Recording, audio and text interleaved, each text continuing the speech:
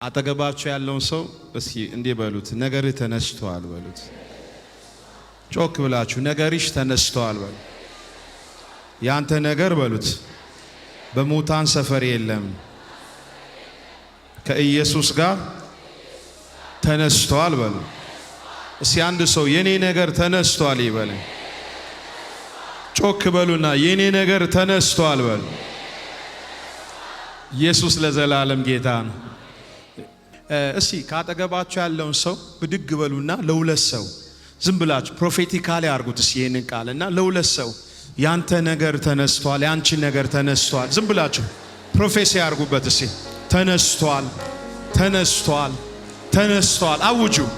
ነገ ጧት የሚሆን ነገር ስላለ ፋይናንሳችሁ ይሁን፣ ላይፋችሁ ይሁን፣ ጤናችሁ ይሁን፣ ሞቷል የተባለ ነገር፣ የተደመደመ ነገር፣ የተቋጨ ነገር፣ ሰፈር ያወራው፣ ሰፈር የዘገበው፣ ንፍሮ ለመብላት የተዘጋጀ ተናገሩ። እስቲ የኔ ነገር ተነስቷል፣ በሙታን ሰፈር የለም።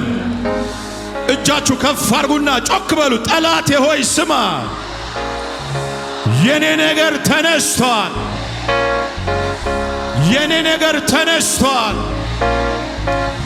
አልሞተም፣ በሕይወት አለ። አልሞተም፣ በሕይወት አለ። የኔ ነገር ሕያው ነው፣ በፍጹም አልሞተም፣ ተነስቷል። ሶስት ጊዜ ኢየሱስ በሉሲ። ተነስቷል። የመጨረሻ ኢየሱስ ምን ብሏል? ተቀመጡልኝ።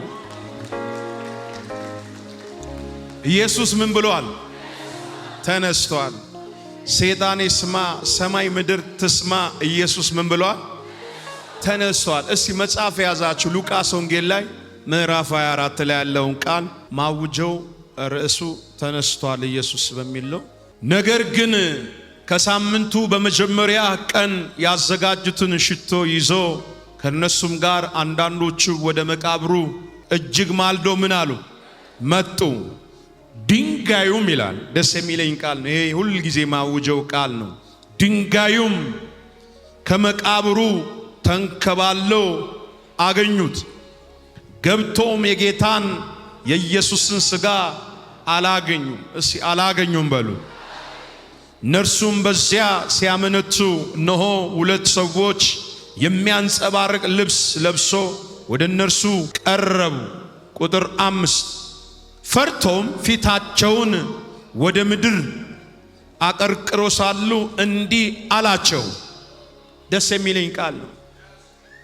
በሙታን ሰፈር፣ በመቃብር ሰፈር አንድ ያልተጠበቀ እንግዳ ወይም ያልተጠበቀ ዜና የያዘ አንድ መልአክ ተገለጠና ለነዚህ በማልዶ ለመጡ ለነ ማርያም እንደዚሁ ደግሞ የኢየሱስ ክርስቶስን ለማየት ሥጋውን ሽቶ ለመቀባት በማለዳ መጥቶ ለነበሩ ይህ መልአክ በመቃብር ሰፈር ተገልጦ ያወጀው ቃል ነው። ቁጥር 5 ላይ ፈርቶም በፊታቸው ወደ ምድር አቀረቀሩ ሳለ እንዲህ አላቸው፣ ሕያውን ከሙታን መካከል ስለምን ትፈልጉታላችሁ? አጠገባችሁ ያለውን ሰው የኔ ነገር ሕያው ነው በሉት። አልሞተም፣ አይሞትም፣ ሕያውም በሉሲ። ከሙታን መካከል ስለምን ትፈልጉታላችሁ? ተነስቷል እንጂ እስቲ ጮክ በሉና ተነስቷል እንጂ በዚህ የለም። አጠገባችሁ ያለውን ሰው ተነስቷል በዚህ የለም በሉት። ቁጥር 6 ላይ የሰው ልጅ በኃጢአተኞች እጅ አልፎ ሊሰቀል በሦስተኛውም ቀን ሊነሳ ግድ ነው እያለው ገና በገሊላ ሳለ ስለ እናንተ እንደተናገረ አስቡ። ቃሎቹንም ምን በሉ አስቡ። ከመቃብሩም ተመልሶ ይህን ሁሉ ለ11 ለሌሎችም ሁሉ ምን አሉ? ነገሯቸው። ዛሬ እዚህ ቤት ውስጥ ያላችሁ የአባቴ ብሩካኖች ጌታችን ኢየሱስ ክርስቶስን ከመስቀል ካወረዱት በኋላ ወስዶ በባለጠጎች መቃብር ውስጥ ምን አደረጉት? ቀበሩት ይላል። የሚገርማችሁ ነገር ከቀበሩት በኋላ ኢየሱስ ለምጻም ካነጻ በኋላ ሽባ ከተረተረ በኋላ ኢየሱስ ተአምራ ካደረገ በኋላ ሁል ጊዜ እንደመፈክር የሚናገራት ቃል አለ። የሰው ልጅ እቺ ከስር ያለች በኃጢአተኞች እጅ ታልፎ ይሰጣል፣ ይደበደብማል፣ ይገረፋል፣ ይሰቀላል፣ ከዛስ ይሞታል። በሶስተኛውም ቀን ሞትን አጥፍቶ ምን ይላል? ይነሳል የሚለው ቃል ይሄ ድምጽ በሊቀ ካህናቶች፣ በፈሪሳውያን፣ በሰዱቃውያን፣ በአይሁዶች ጆሮ ሁሌ እንደ ቃጭል ይጮሃል። ኢየሱስ ክርስቶስን ሞቶ ራሱ አያምኑትም። ኖሮቶና ሞቶ አያምኑትም። ሰፈሩ ባካችሁ ጮክ ብላችሁ አሜን በሉስ። የሚገርመኝ ነገር ሞቶ ራሱ ኢየሱስን አያምኑትም። የአብ ልጅ እንደሆነ ኢየሱስ ክርስቶስ ከአብ የመጣ እንጀራ እንደሆነ እንደተላከ በደንብ አረጋግጠው ያውቃሉ። ሰይጣን ስለደፈነባቸው አይምሯቸው ስለጋረደ ብቻ ያው ኢየሱስ በበረት ውስጥ እንዴት ይወለዳል፣ በቤተልሔም በንጉስ ቤት ውስጥ በቤተ መንግስት ይወለዳል ብሎ ስለሚጠብቁት ብቻ ነው። የሚገርማችሁ ነገር ጌታችን ኢየሱስ ክርስቶስ የአብ ፍቃድ ከሆነ በኋላ ተወስዶ ተቀበረ ይላል። ከተቀበረ በኋላ ስላላመኑት ሞቶም ስላላመኑት ምን አደረጉ ይላል? ጠባቂዎችን አስቀመጡ ይላል። በዓለማችን ላይ ሞቶ የተጠበቀው ኢየሱስ ብቻ። ለምንድነው የተጠበቀው ካላችሁ ይሄ ሰውዬ ዴይ ቱ ዴይ ሁሌ የሚናገረው ቃል አለ። የሰው ልጅ አለ በሶስተኛው ቀን የሞትን ጣር አጥፍቶ ምን ይላል? ይነሳል የሚል ቃል ስላለው ጠባቂዎችን ለሞተ ሬሳ እየቀያየሩ እያፈራረቁ ምን ያደርጉ ነበር ይላል? ይጠብቁ ነበር፣ ያስጠብቁ ነበር ይላል። እመነኝ፣ ዛሬ እመነኝ፣ ይኸው ስማኝ፣ ከተማ ሙሉ ፖሊስ አስቁሞ ቢያስጠብቁም ያንተ ነገር ከመቃብር ሰፈር ሰብሮ ይወጣል። ልቀቅና አሜን በል በኢየሱስ። ናና ከኔ ጋር አውጅ እስኪ፣ የኔ ነገር በለኝ ከመቃብር ሰፈር ሰብሮ ይወጣል፣ ገንጥሎ ይወጣል፣ ድንጋዩን ገልብጦ ይወጣል። ዘራፍ ኦፎሌ አታ ሙራ ተካሳ ፕሮጃኔ አኮር ካላቬኒያሳ ለአንድ ሰው እተነብያለሁ ዛሬ። ያው እግዚአብሔር ምስክሬ ነው ምላት፣ ወደ ቤት ሳትደርሱ ቤት ሳትገቢ የሆነ ነገር ብቻ ይነሳል። ና ከኔ ጋር በል፣ ግድ የለም ይነሳል በለኝ። ነገ ጧት እዚህ ከተማ ላይ ያንተ ነገር በደብል ፖርሽን፣ በደብል ግሎሪ፣ በደብል ቅባት፣ በደብል አናውንቲንግ፣ ቢዝነስ በለኝ፣ ትምህርት፣ አገልግሎት በለኝ፣ ያንቺ ነገር ጠላት እያየ ወዳጅ እያየ አንተ ዳቢሎስ እያየ ብድግ በልና አንድ ሰው ይነሳል። ራካሳታ ራባሻት ራማካሳታ ካባይ ሉቫሳታ አርቬናሳ። እስቲ ዝም ብላችሁ ከኔ ጋር አውጁ፣ ነገሬ ተነስቷል። የሚገርም ነገር ነው። ሞቶም አላመኑ፣ ዘብ አቆሙ ይላል። ዘብ ብቻ ቆሞም አልተውም። ወደ ንጉሱ ሄዱና ይላል መጽሐፍ ሲናገር ማህተም ያለበትን ድንጋዩ ላይ ይላል ማህተም አስመቱ ይላል። ማንም ወንድ መጥቶ ይሄንን ምን እንዳይነካ እንዳያነሳ ድንጋዩ አያ እመነኝ። ቆይስ እዚህ ጋር የኢየሱስን ታሪክ እዚህ ጋር አስቀምጡ። አልፈን እንዳትሄድ፣ ሰብረህ እንዳትሄድ፣ የሆነን ቦርደር አልፈሽ እንዳትሄጂ። አባት አያትን ቅድመ አያት ተከትሎ መጥቶ አያልፍም ብሎ ማተም የመታመን ዛሬ አናቱ ይመታል። ግድ የለም ከጎን ያለውን ሰው ሰብሬ ወጣለሁ ዛሬ በል። ጃላባ ጋዳላባስ ሮኮፖሶ ቶራባ ዶሮ እንቁላሎችን ትጥላለች ጫጩቶች እንዲወጡ አይደል? የሚገርመኝ ነገር እናት ሰብራ የምታወጣ ጫጩት አይደለም የሚያስገርመኝ። እናት ሳትሰብር ሰብሮ የሚወጣ ጫጩት ነው የሚገርመኝ። ሰብሮ ይወጣል። አንተ እገዛሽን አልፈልግም አትንከኝ። እኔ ግን አቤት ዛሬ ድህነትን፣ በሽታን፣ ኃጢአትን፣ ርኩሰትን የሆነ ሰፈር ላይ ያለው ሟርት በኢየሱስም ሰብረሽ መውጣት ይሁንልሽ። ዶክተር ሉቃስ ይህንን ክፍል በደንብ አድርጎ ሲያብራራው የሚገርማችሁ ነገር ምን ይላል? አንድ መልአክ ከሰማይ ወረደ ይላል። ከመውረዱ በፊት ኢየሱስ ክርስቶስን ሽቶ ይዞ በማለዳ እየሄዱ የነበሩ ሴቶች ያንን ውዳችንን ማን ነው የሚያገናኘን? ግዙፍ ነው ድንጋይ ጠባቂ አለ። እብን ቢነሳ እንኳን አልተነሳም በሉ ተብሎ ጉቦ በልቷል። አልተነሳም በሉ ድንገት ሰውየው አደገኛ ስለሆነ ቢነሳ እንኳን አልተነሳም ብላችሁ ለኢየሩሳሌም ላሉ ሰዎች አውሩ ተብሎ ጉቦ የበላ ጠባቂ ነው ያለው። ጉቦ በልተም ኢየሱስ እንደተነሳማ ታወራታለ። ጉቦም ብትበላ የኢየሱስ መነሳት መወራቱ አይቀሬ ነው።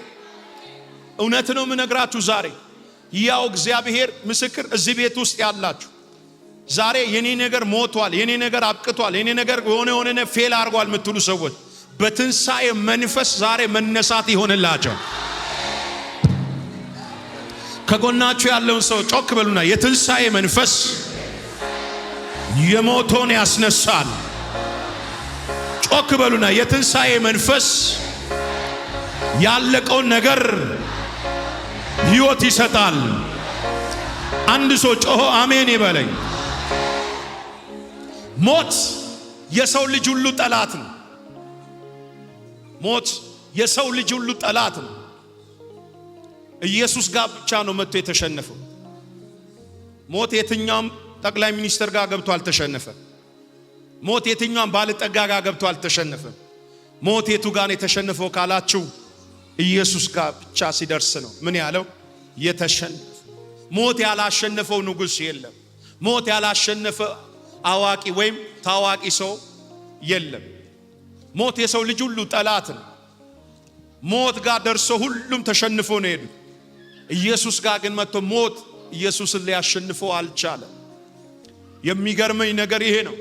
ጠባቂ ቢያኖሩ ማተምን ቢያስመቱ ጌታችን ኢየሱስ ክርስቶስ የሞትን ጣር አጥፍቶ ከሞት ሰፈር ምን ብሏል? ተነስቷል። ከኢየሱስ ክርስቶስ መነሳት ጋር መስፍኔም አብሮ ተነስቷል። ከጎናችሁ ያለውን ሰው እኔም ከኢየሱስ ጋር አብሬ ተነስቻለሁ። ግን እዚህ ቤት ውስጥ ያላችሁ የኔ ነገር ከሞተ የዛሬ 20 ዓመት ነው፣ የኔ ነገር ፌል ካደረገ የዛሬ 10 ዓመት ነው እያላችሁ እየቆጠራችሁ እዚህ ቤት የገባችሁ እመኑኝ የሞተባችሁ ነገር ዛሬ ማታ ይነሳል። ወንድሜ ሞት የተሸነፈው በእውነት ነው የምነግራችሁ። ሞት የተሸነፈው በእውነት ነው የምላችሁ በኢየሱስ ብቻ ነው የሚል ሰው ካለ ጮሆ አሜን ይበል። አጠገባችሁ ያለውን ሰው ዛሬ ያንተ ነገር ተነስቷል። ያንተ ነገር በሉ ሲጮክ ብላችሁ የሞትን ጣር አጥፍቶ ተነስቷል በሉ። የትንሣኤ መንፈስ ምንድነው የሚያደርገው? ሶስት ነገሮችን ቶሎ ብዬ ልንገራችሁ። የትንሣኤ መንፈስ ምን ያደርጋል? አንደኛ ለምጽፉ ሰዎች ሞትን ያጠፋል። የትንሣኤ መንፈስ ምን ያደርጋል? ሞትን ያጠፋል። ሞት ቅድም እንዳልኳችሁ የሰው ልጅ ሁሉ ጠላት ነው። ሞት ከትንሣኤ መንፈስ በቀር የሚያጠፋው የለም። ሞትን ማጥፋት የሚችለው የትንሣኤ መንፈስ ብቻ ነው። ዶክተር በቀለ አያጠፋው ሞትን። ዶክተር አያለው አያጠፋው ሞትን። ዶክተር መሰለ አያጠፋው ሞትን። ሄሎ ሞትን ሊያጠፋው የሚችለው የማን መንፈስ ብቻ ነው? የትንሣኤ መንፈስ ብቻ። እና የሰው ልጅ ሁሉ ጠላት በማን ነው የተሸነፈው ካላችሁ በትንሣኤ መንፈስ ብቻ ነው የተሸነፈው። ከጎናችሁ ያለው ሰው የትንሣኤ መንፈስ በሉ፣ ጮክ በሉ፣ የሞትን ጣር ያጠፋል በሉ። ለአንድ ሰው እንዲህ ብዬ ተነብያለሁ። ዛሬ ከቤታችሁ ላይ ሞት፣ መከራ፣ ችግር፣ ሐዘን፣ በሽታ እጃችሁ ከፍ አድርጉ። ይጠፋል በለኝ። ሸኞ ከኔ ጋር ይጠፋል። የመጨረሻ ይጠፋል። አንድ ላይ ይጠፋል። በምኑ የተነሳ? በትንሣኤው መንፈስ የተነሳ።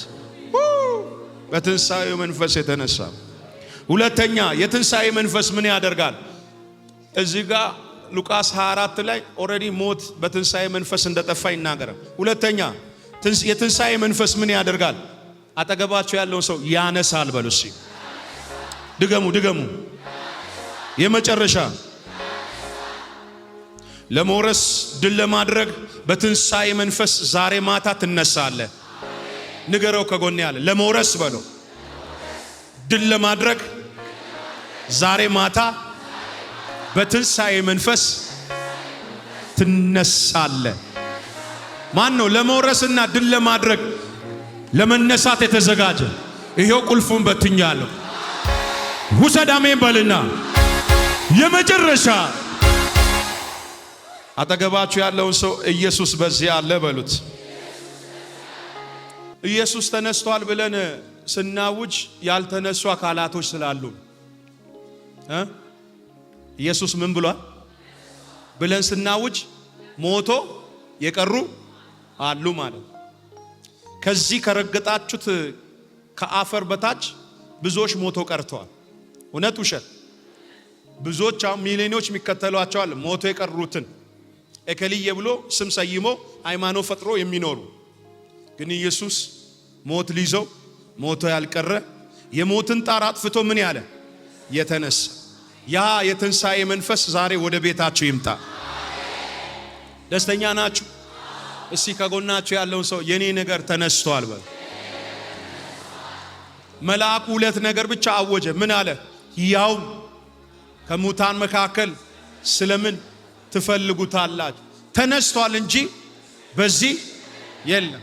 ስለዚህ ይሄንን የትንሣኤን በዓል ስናከብር በመላው ኢትዮጵያ በመላው ዓለም ያላችሁ ይሄንን የትንሣኤን በዓል ስናከብር ከኔቶ እየጠጣን ዳቦ እየበላን ሳይሆን የኢየሱስን መነሳት በየጎዳናው በየሰፈሩ በየቦታው እያወራን እንድናሳርፍ እግዚአብሔር አቅምና ጉልበት ይስጥ።